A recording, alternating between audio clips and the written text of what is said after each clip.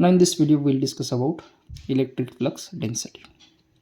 Now in earlier video we have seen electric flux is nothing but total number of lines of force in the given segment, उसको हम कहते हैं electric flux, और electric flux generally denote होता है with the sign.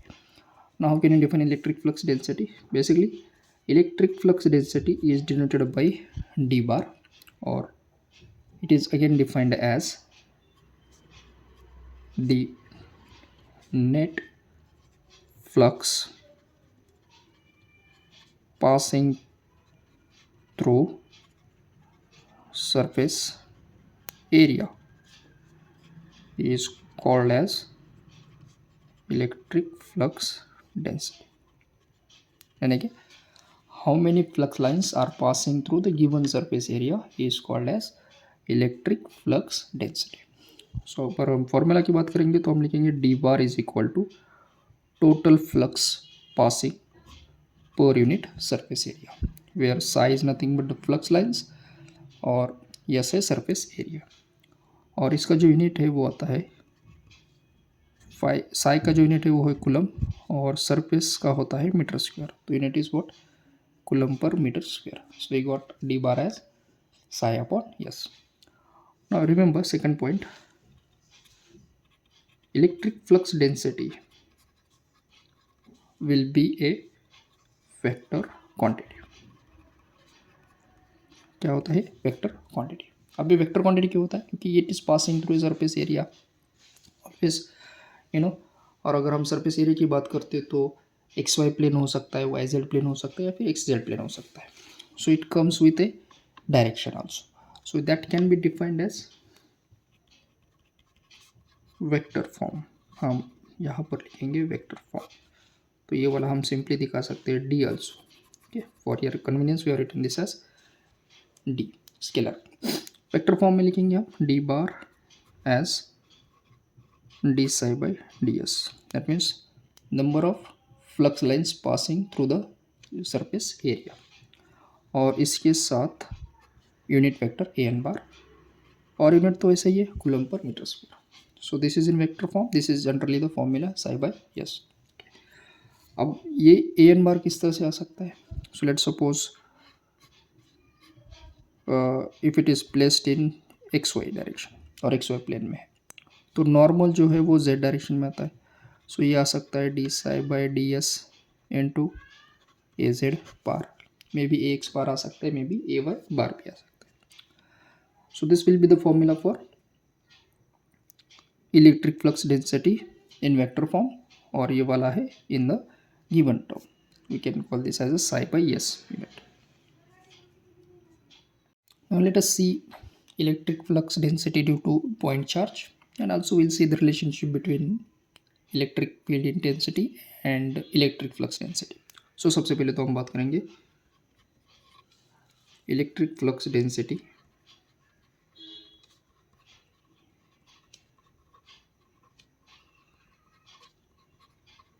due to a point charge. Let's suppose the point charge is plus q. अब देखिए, assume करेंगे कि जो चार्ज है it is placed at the centre of a imaginary sphere. क्योंकि क्यों है? देखिए, इलेक्ट्रिक फ्लक्स डेंसिटी का यूनिट क्या होता है? Coulomb per metre square. Definition का है net flux passing through surface area.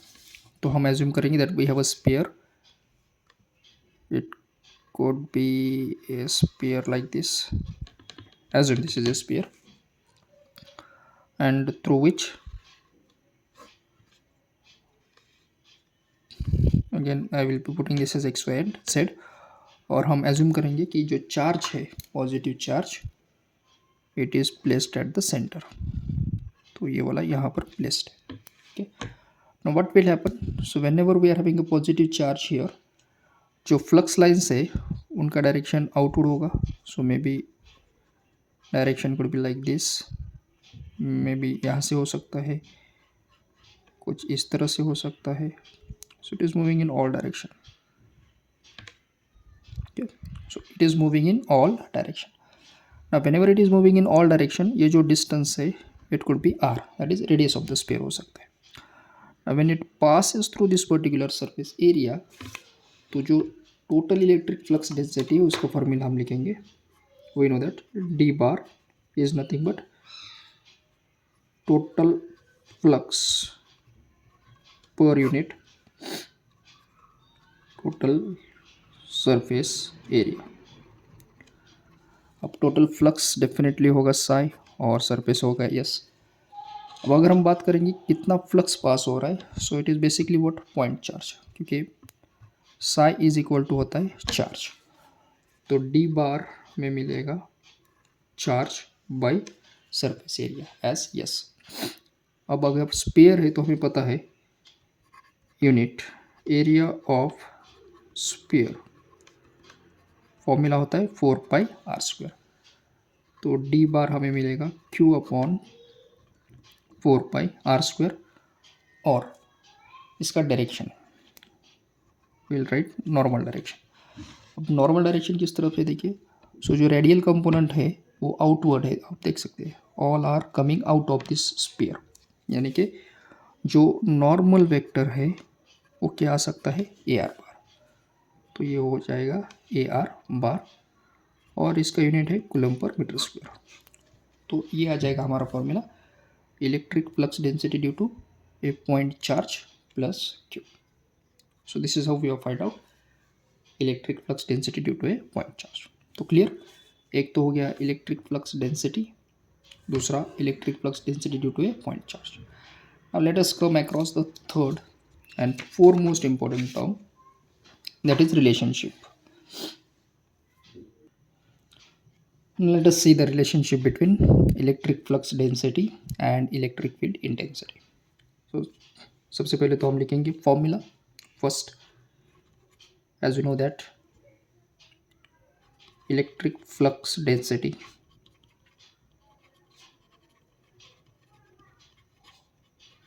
due to a point charge plus q is, so we have seen this formula, d bar is equal to होता है q upon 4πr² ar bar. This is our first equation. Now in the same case we will write the formula for electric field intensity. Electric field intensity again due to a point charge is, so we have that formula E bar is equal to Q upon 4πε0 r², और जो unit vector होता है वो होता है AR. So this is our second equation. Now if I divide equation 1 with 2, so we'll write dividing equation 1 by 2 will get D bar divided by E bar is equal to Q upon 4πr² AR bar divided by Q upon 4πε0 r² into AR bar. तो ये Q cancel, ये AR cancel, ये 4π ये R बार और AR बार cancel हो गया। So we are left with D bar upon E bar is equal to, देखिए यहाँ पर तो सभी कैंसल्ड है, ये एप्सिलॉन नॉट जो डिनोमिनेटर में था वो ऊपर जाएगा, तो will be getting here epsilon not. So D bar becomes equal to epsilon into E बार. तो ये आ जाएगा relationship between D bar and E बार. अब ये जो एप्सिलॉन नॉट है वो तो हमने देखा था, it is called as permittivity of the free space. So this is the formula for free space when it is placed in free space. What happens when both the electric field intensity and electric flux densities are placed in other medium? So we'll write for any other medium apart from free space, so we can have epsilon is equal to epsilon naught into epsilon R. ये तो formula हमें पता है.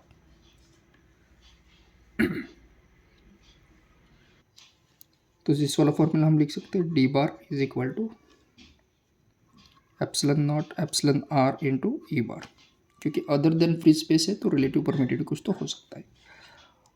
तो ये हम लिखेंगे D bar is, generally इसका वैल्यू 1 होता है, तो ये आ जाएगा एप्सिलॉन इंटू ई बार.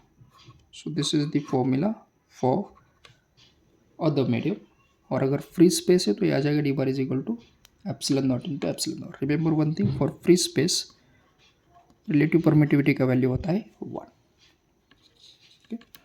अदर मीडियम के लिए वैल्यू डिफरेंट होता है। So we got the relationship between electric flux density and electric field intensity. Okay, thank you.